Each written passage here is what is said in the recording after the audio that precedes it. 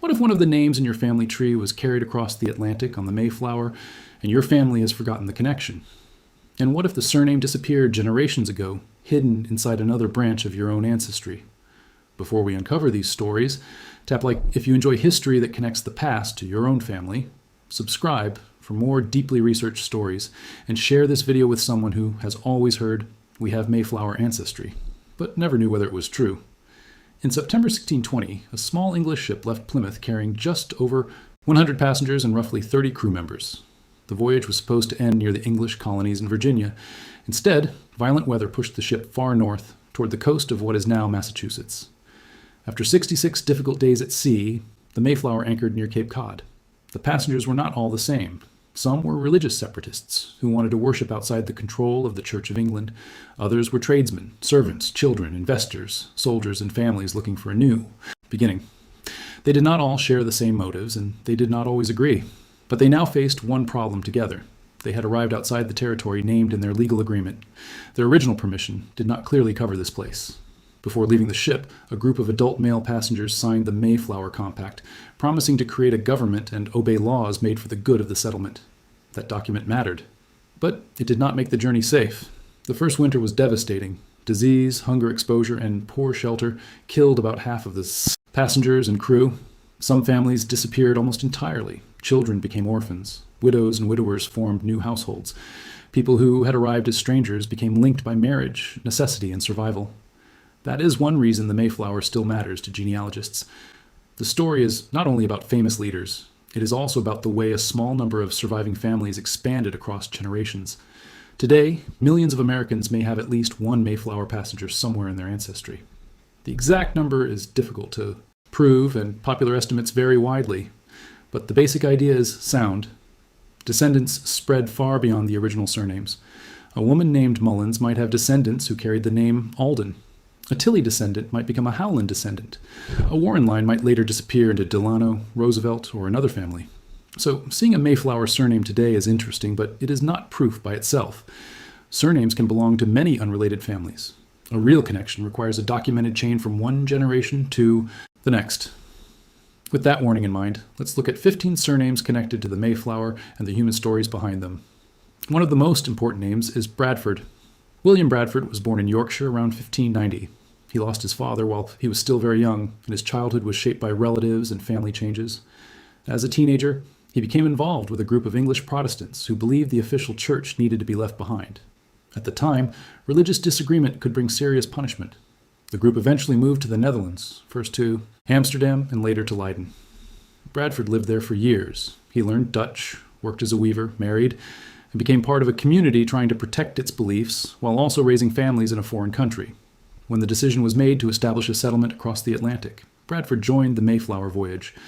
But the crossing brought him personal tragedy before the colony even began. His wife, Dorothy, fell overboard while the ship was anchored near Cape Cod and drowned. Bradford had not yet reached the shore. He had lost his wife at the very edge of the future they had risked everything to build. He went on to become governor of Plymouth Colony, serving through several terms over roughly 3 decades. He also wrote a detailed history of the settlement, commonly known as of Plymouth Plantation. His manuscript is one of the most valuable first-hand sources from the colony's early years. Without Bradford's record, much of the familiar story would be far less clear. We would know that the Mayflower arrived. We would know that people died, but we would have far fewer details about their decisions, fears, arguments, and hopes.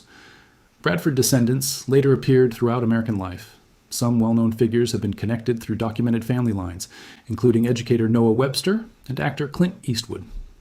Whether your own Bradford branch leads to anyone famous is less important than the fact that it may lead back to a man who spent his life recording the uncertain beginning of Plymouth. The next name is Alden, and it begins with a surprise. John Alden was not originally one of the religious leaders of the voyage. He was hired as a cooper, a craftsman who made and repaired barrels. On a long sea journey, barrels were essential. They held water, food, beer, tools, and other supplies. A damaged barrel could become a serious problem. Alden joined the voyage because the settlement needed his skill. He was young, practical, and apparently free to decide whether he wanted to remain after the ship arrived. He chose to stay. His life changed again when he married Priscilla Mullins. Priscilla had survived a terrible first winter. Her parents and brother died, leaving her without the family who had crossed the ocean with her. Later generations turned their relationship into a famous romantic story. especially through Henry Wadsworth Longfellow's poem The Courtship of Miles Standish. The poem is literature, not a complete historical record, so we should be careful about treating every detail as fact. Still, the marriage itself was real. John and Priscilla Alden had a large family, and their descendants became one of the most widespread Mayflower lines. Many people who descend from the couple do not carry the Alden name today. Their ancestry may pass through daughters, marriages, and entirely different surnames. That is the first major lesson in Mayflower genealogy. The name may vanish, but the family line can continue. John Howland has one of the most dramatic survival stories connected to the voyage. During a violent storm in the Atlantic, Howland went onto the deck while the ship was struggling through heavy seas. The Mayflower suddenly lurched, and he was thrown overboard. The freezing ocean, his chances should have been almost non-existent, but he managed to grab a rope trailing from the ship. The crew pulled him back aboard. The record does not tell us what he felt in those moments. We can only imagine the cold, darkness, noise, and panic. A single missed grip would have ended his life. Howland survived the crossing and later married Elizabeth Tilley. She had also experienced extraordinary loss. Her parents died during the first winter, as did her aunt and uncle. Elizabeth was still a teenager when she became an orphan in a struggling colony. John and Elizabeth Howland built a household and had 10 children. Their descendants spread widely through New England and beyond. Famous people connected to the Howland line include actors Alec Baldwin and Christopher Lloyd, as well as writer and philosopher Ralph Waldo Emerson. But the strongest part of the story is not the list of famous descendants. It is the image of 2 young survivors, both carrying the weight of family loss, creating a new household together. The Mullins family reveals another side of the settlement. William Mullins was a shoemaker from Dorking in Surrey. His estate inventory gives historians a rare glimpse into what one passenger brought to the new colony. He carried a large supply of shoes and boots, along with leather goods, clothing, and tools. This suggests that Mullins was not simply traveling with a personal suitcase. He may have planned to sell goods and help supply the settlement. Plymouth was not built only by preachers and farmers. It also depended on people who understood business, trade, repair, clothing, and practical survival. Mullins did not live long enough to see the colony become stable. He died during the first winter. His wife and son, Joseph, also died. His daughter Priscilla survived and later married John Alden. So the Mullins name became connected to the Alden line. A person searching only for the surname Mullins might miss the connection entirely. Genealogy often works this way. The most important ancestor may be a woman whose married name replaces the name recorded on the passenger list. If your family story says that an ancestor was an Alden, it may be worth asking whether that line eventually connects to Priscilla Mullins. Family traditions can be wrong, but they sometimes preserve a clue that documents can confirm.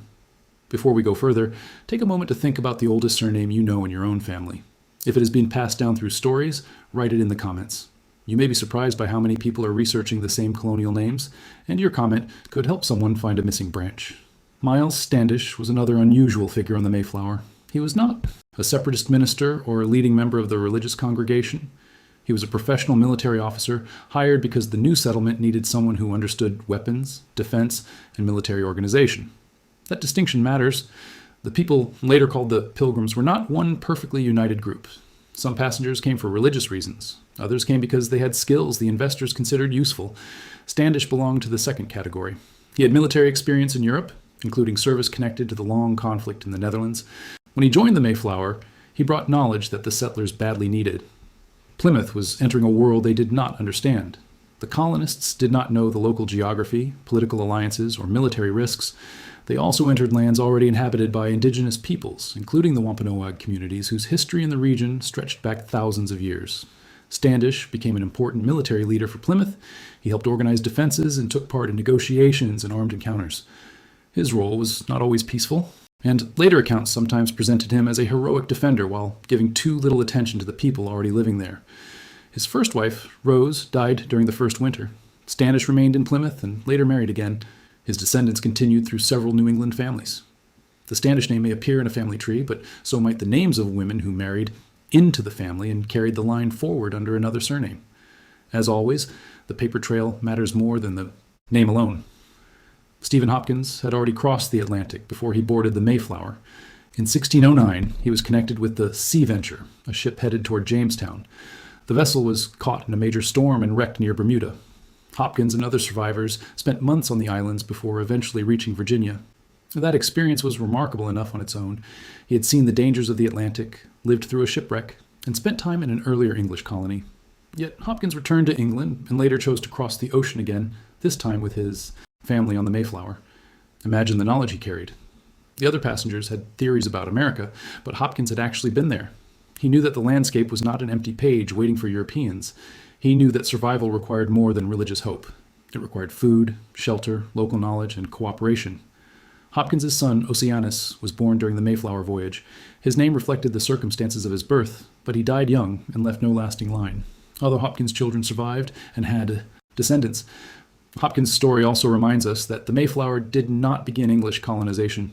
It arrived after earlier settlements, voyages, conflicts, and indigenous histories had already shaped the Atlantic world. Plymouth was one event in a much longer story. Now consider the Billington name. John Billington became known in Plymouth records as a difficult and controversial man. His family was involved in several conflicts, and his son Francis once caused great danger by firing a gun near stored gunpowder aboard the Mayflower. Years later, John Billington was accused of killing John Newcomen after a dispute. He was tried, convicted, and executed. This made him the first person executed for murder under Plymouth Colony's authority. That fact is uncomfortable, but it is important. The Mayflower story is often softened into a tale of brave families, peaceful meals, and noble beginnings. Real communities contain conflict, violence, mistakes, and punishment. Plymouth was no exception. John Billington's son Francis also left a more positive mark. Soon after the settlement arrived, he climbed a hill and saw what he believed was a large body of water. It turned out to be a freshwater pond, later known as Billington Sea. The same family connected to one of Plymouth's darkest episodes was also connected to a useful discovery. A descendant of Francis Billington was President James A. Garfield. That does not erase John Billington's crime, but it shows how complicated inherited history can be. One family tree can contain courage, failure, tragedy, ambition, and achievement at the same time. The White family is connected to a child born during the Mayflower's time in the New World. William and Susanna White arrived with their son Resolved. While the ship was anchored near Cape Cod, Susanna gave birth to another son, Peregrine. His name meant traveler or pilgrim, a fitting name for a child born during a dangerous migration. Peregrine White survived the first winter and lived into the early 18th century. He became one of the longest-lived people connected with the original Mayflower Company. It is worth being precise here. Peregrine was one of the first English children born in the Plymouth settlement, but he was not the first European child born anywhere in what became the United States. Earlier births occurred in other colonies, including Virginia. Historical accuracy matters because family legends often grow more dramatic each time they are repeated. Peregrine's father died during the first winter. His mother later married Edward. Winslow, whose first wife had also died. Their marriage is often identified as the first formal marriage ceremony in Plymouth Colony. In just a few years, the White family story included migration, birth, widowhood, remarriage, and survival. That is not a simple legend. It is a chain of ordinary human decisions made under extraordinary pressure. Edward Winslow became one of Plymouth's most important diplomats and writers. He came from a reasonably educated background and was trusted with sensitive negotiations. He played a role in building the early relationship between Plymouth leaders and Massasoit, the Wampanoag leader also known as Osamequin. That relationship helped the English settlement survive, but it should not be described as a simple story of friendship between equal groups. It was shaped by disease, political calculation, previous violence, land pressure, and the changing balance of power in the region. The Wampanoag people had their own goals and fears, and their assistance came from a complicated political situation. Winslow also wrote an account of the 1621 harvest gathering. His letter is one of the main contemporary sources connected to what later became the Thanksgiving tradition. But the event was not yet the national holiday Americans know today. That version developed much later through changing traditions and 19th century storytelling. Winslow's account offers a valuable glimpse into one celebration, not a complete picture of colonial relations. After losing his first wife, Winslow married Susanna White. Their marriage joined two households marked by death and uncertainty. Winslow later returned to England and died at sea while serving on a mission. His surname continued through his children and descendants, and his writings continued to shape how later generations imagined Plymouth. Richard Warren arrived without his wife and daughters. This detail is easy to overlook. Warren crossed the Atlantic alone while his family remained in England. His wife Elizabeth and their 5 daughters came later aboard the ship Anne in 1623. For 3 years, Warren lived in the new settlement without the family he had left behind. He had to build a home and survive while waiting for the people he loved to arrive. When they finally reached Plymouth, the family was reunited. But Richard Warren died only a few years later, around 1628. His time with his reunited family was brief. His descendants became numerous. One well-known line connected him to President Franklin D. Roosevelt through the Delano family. Roosevelt's ancestry included multiple Mayflower connections, which is common among families whose roots remained in New England for many generations. When the same communities marry within a limited regional network, ancestry begins to overlap. One person may descend from several Mayflower passengers, not just one. William Brewster represented the spiritual center of the congregation. He had experience in education and government service before leaving England. Later, he became an elder and religious leader among the separatists. He was older than many of the other passengers and had spent years guiding the community through relocation and uncertainty. Brewster had seen how political and religious authority worked in England. He had been connected to powerful officials, yet he chose a life with a small dissenting congregation. That decision carried real risk. In Plymouth, he helped lead worship, teach the community, and preserve the group's religious identity. He survived the first winter and remained an important figure until his death in 1644. The Brewster line is especially interesting for genealogists because the surname remained recognizable in many records. But even here, researchers must follow each generation carefully. A family can live in the same town for decades and still contain mistaken assumptions, repeated names, and undocumented leaps. Samuel. Fuller was the colony's most important medical figure. Calling him a doctor in the modern sense can be misleading. He did not have the kind of formal medical training expected today, but early Plymouth had very few people with useful medical knowledge, and Fuller became the person others depended on when illness spread. During the first winter, he treated the sick while disease moved through the crowded ship and fragile settlement. He also served as a deacon and helped with practical organization. Fuller eventually died during a smallpox epidemic in 1633. The disease that killed him was one of the illnesses that devastated indigenous communities throughout the region after European contact. Epidemics were not a side story. They transformed the population, politics, and future of New England. Fuller's descendants continued in New England, and later generations included people in public life and the arts. But his most moving legacy may be the image of a caregiver working inside a community that could not protect itself from disease. Francis Cook was among the passengers connected to the Leyden congregation. He was a wool comber, a tradesman who prepared wool for textile production. His wife and some of his children remained in Leyden at first, and later traveled to Plymouth aboard the Anne. This meant that the Cook family's migration happened in stages. The Mayflower was not the only ship involved in creating Plymouth families. Some households were divided across years, vessels, and oceans. That reality is useful when researching an ancestor. If a family member appears in Leyden records but not on the Mayflower passenger list, the person may still belong to a Mayflower family. The first ship carried only part of many households. Francis Cook lived to an advanced age for the period. His descendants included Anna Mary Robertson Moses, better known as Grandma Moses, who began her famous painting career late in life. Her story adds another unexpected connection. A passenger associated with the 17th century textile trade eventually became part of the ancestry of an American artist who gained fame in the 20th century. Isaac Allerton was one of Plymouth's most capable business figures and one of its most controversial. He served as an assistant to the governor and became an agent responsible for dealing with investors and financial obligations in England. The colony had debts, contracts, and supplies to manage.